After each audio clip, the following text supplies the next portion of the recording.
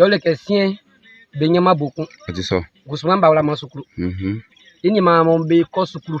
Mon be le diplôme de damu be wa bijan lo. Be ngba ma sabe sin kroa. Sha bo be yo. Ye mi ankana onvri fo emu be wuka enyi masukuru ma diguma. Ke be diguma be ba ko be so yebo yi. E ko somani e fa ka va de brin kan wa. Bakaki charibonye. Bakaki charibonye. Minyama sukuru mamu. Minyama sukuru mamu. Kemo bele majumati.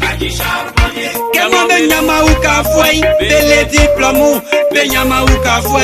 Bele diplomu. Benyama uka fwe papa. Kemo bele ma uka fwe. Minyama sukuru mamu. Je m'embelle BBC. Je m'embelle Baki. Je m'embelle BTS. Ils sont famous. Benyama Juma. Minyama ya Ojiamu. Minyama Ole BTS. Wawla wasile Onyama Juma. Camilo Siliamani Sylvain. Sebeke Beukasu Kulumamu. Kodalo Misilia Lukubakasa. Sebeke Beukasu Kulumamu. Igeyilo Misilia Kwasi Brisiye. Monsieur le maire, oye lo ase. Sukrumambe wan, belye beyomo. Atekroloye, Monsieur Jean-Paul. Sebeke Beukasu Kulumamu. Ateni, Enyama Sukulumamu. Viemu, petit étudiant. Kanya besanu diplôme oh besanu. Dans bassine le senge benyama juma. Besanu diplôme be pas pousser au trop. Besanu diplôme be pas gérer cabine. Besanu diplôme be pas yo moto taxi. Je me cousu be pas yo tomati. Je me cousu be pas yo charibon. Ils sont des éliquins nyama sukuru mamu. Yakbe biro benui. Sakungbai ole jumanyo. Sakungbai ole juma san. Senge sukuru mamu bele benyama juma. Kemo benyama juma ti.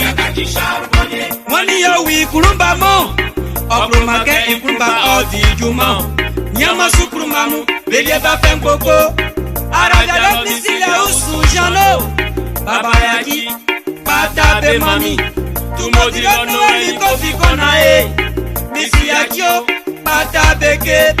Sebeke sukuru mamba fengoko. Minyama sukuru mamu. Prophète pour tes hommes, mais c'est le maillot. Vous savez que nana nyenye. Ils sont plus vie Huawei. Ils sont santé Huawei. Pas de bosé. Il y a ma sukuru mamu. Amu sere mabe. Nyenye sere marisi. Baba yaki. Amu sere mabe. Prophète Aizigi. Arabiamu, kanu mole biani. Misikwa, yaki srefa mabe. Minyama kwasi tipemu.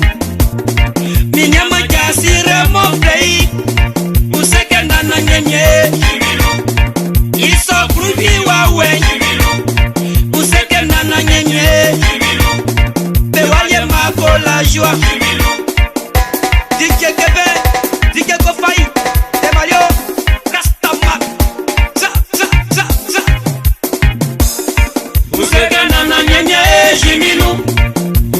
Nana nyenye jimilu. Minjangwa ransha showeli. Kemo ole mauka fwe. Misile kwa kupolisi. Bebe ijile tati mafwe. Mimo amusre be maeke. Minile mamui Beatrice. Mimo mama fami pasieke. Minile tati maupa plele. Mimo yaki fami wala kuru mama. Kemo ele mauka fwe. Tonton et toi effrayé. Yanda kwa kuye fleyo. Ijile tati vilivi. Monda aya eflele. Monda mafwe effrayé. Iunye kofi wakulawe. Jemle klamu. Beanu mani. Tonton asa effrayé. Monsieur Kwadio Lucien, président d'Alger. Ici aussi qu'on a